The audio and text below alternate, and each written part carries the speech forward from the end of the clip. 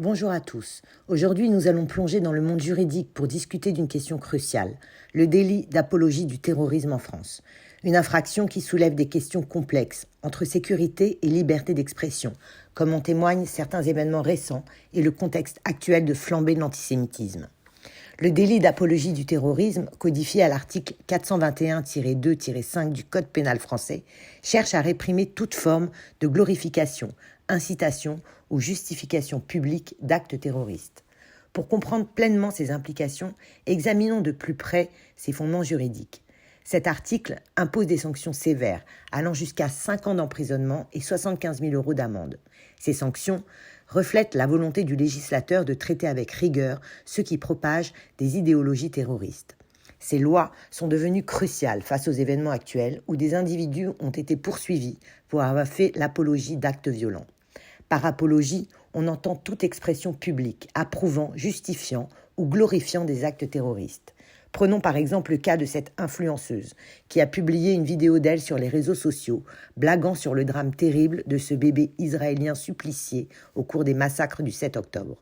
Elle a finalement été placée en garde à vue et sera jugée en comparution immédiate devant le tribunal le 22 novembre prochain.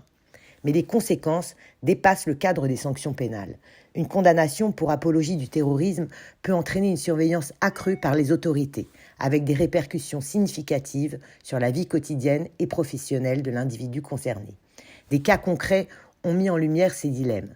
Des individus ont été poursuivis pour des publications sur les réseaux sociaux, posant ainsi la question de la responsabilité en ligne. Cela souligne l'importance de la vigilance dans le monde virtuel et des défis auxquels font face les autorités pour prévenir la radicalisation en ligne.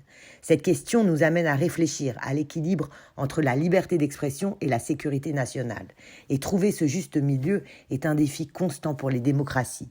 Et le délit d'apologie du terrorisme illustre parfaitement cette tension. Dans le contexte actuel de guerre entre Israël et le Hamas et ses répercussions sur le territoire français, la France se questionne sur la manière de garantir la sécurité sans compromettre les libertés individuelles. Dans la plupart des cas, c'est le procureur de la République qui dirige les enquêtes et décide des poursuites et veille à l'application de la loi.